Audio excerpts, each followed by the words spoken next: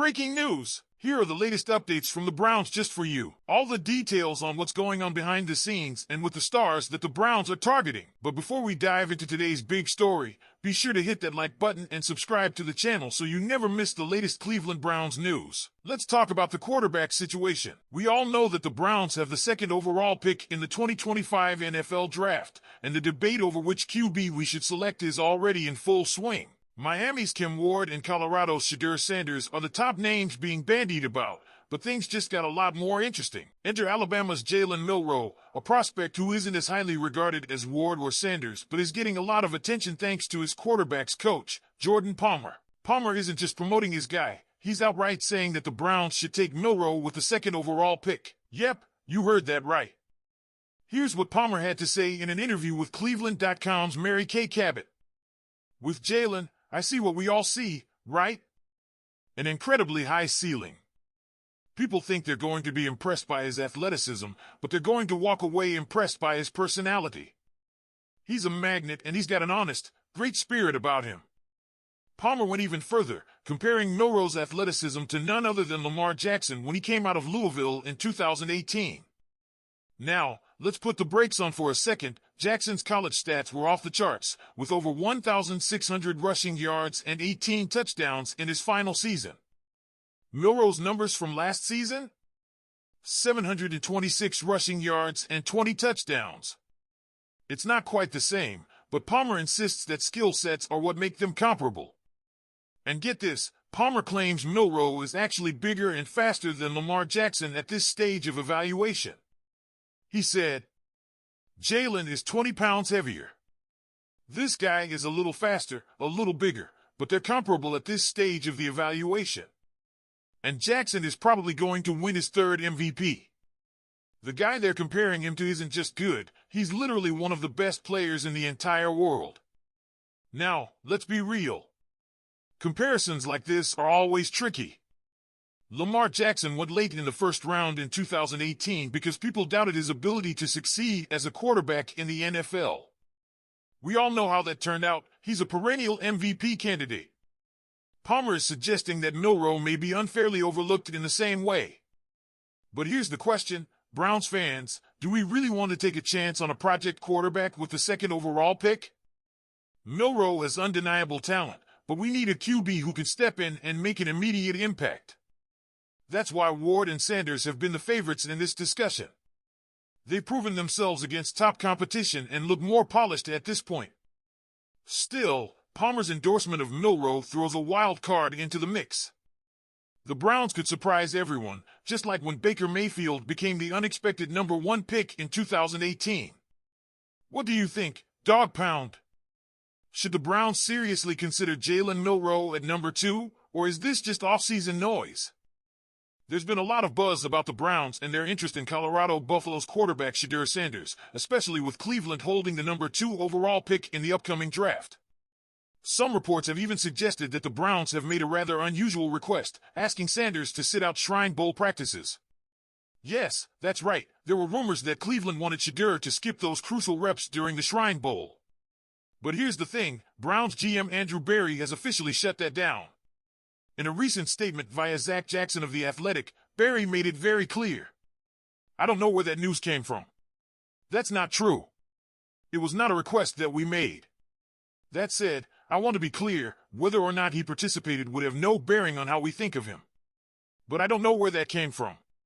So there you have it, straight from the GM himself. And funny business with Shedeur Sanders and the Shrine Bowl. Now, let's be real, that rumor probably didn't do the Browns any favors with Sanders' camp. And here's where things get even more interesting. There's been a lot of speculation that Deion Sanders, Shedeur's father and the head coach at Colorado, wouldn't be happy with his son playing for Cleveland. Deion even hinted that he would privately intervene if the wrong team tried to draft Shedeur. But here's the thing, nothing has been confirmed that would officially rule out the Browns drafting Sanders. And honestly, why would they? The guy is a legitimate talent. During his final season in Colorado, Shedeur threw for 4,134 yards, 37 touchdowns, and just 10 interceptions, completing an impressive 74% of his passes. Those are franchise QB numbers, no doubt. So the big question remains, will the Browns take a chance on Shedeur Sanders with the number 2 pick? Or will they go with someone like Cam Ward? Barry's comments suggest the team is keeping an open mind, but draft season is always full of surprises. What do you think, Dawg Pound? Should the Browns go all in on Sanders, or is there a lot of baggage with their camp? Leave your thoughts in the comments. I want to hear from you. We have to talk about Browns GM Andrew Berry's bold statements and whether they have any validity. Recently, Berry declared that Myles Garrett, arguably the best pass rusher in the NFL, isn't going anywhere. According to ESPN's Adam Schefter, Berry assured two Browns reporters that Cleveland won't trade Garrett this offseason. Now, I know what you're thinking, that's great news, right? But here's the thing, keeping a player of Garrett's caliber isn't just about saying the words. Actions matter, and Berry's track record over the past 5 years doesn't exactly inspire confidence. Outside of a couple of early first-round picks, his recruitment has been spotty, and let's not even get started on the controversial decision to bring Deshaun Watson to Cleveland. Garrett has made it clear what it will take to keep him happy in Cleveland. He wants a team that's built to compete, not just participate. That means Berry needs to move the Browns from rebuilding mode to serious playoff contenders in just one season. That's a tall order, even for the league's best GMs. A key takeaway from Berry's recent comments? It appears the Browns aren't looking to draft a quarterback with the number 2 pick. Names like Shedeur Sanders and Cam Ward have been thrown around, but Berry seems to agree that pinning playoff hopes on a rookie QB isn't realistic. So what's the plan? At best, the Browns could use that pick to take Abdul Carter, a game-changing pass rusher who could complement Garrett perfectly. Imagine a defensive duo that strikes fear into every opposing quarterback. That's the kind of move that could instantly elevate a defense from mediocre to dominant. Of course, there's also the possibility of trading the number 2 pick. If they go that route, the return would have to be huge. Think a top-tier player plus future picks. Cleveland needs to be strategic here. They need depth at critical positions, including the offensive line, especially left tackle. Another intriguing option? Making a call on Justin Fields.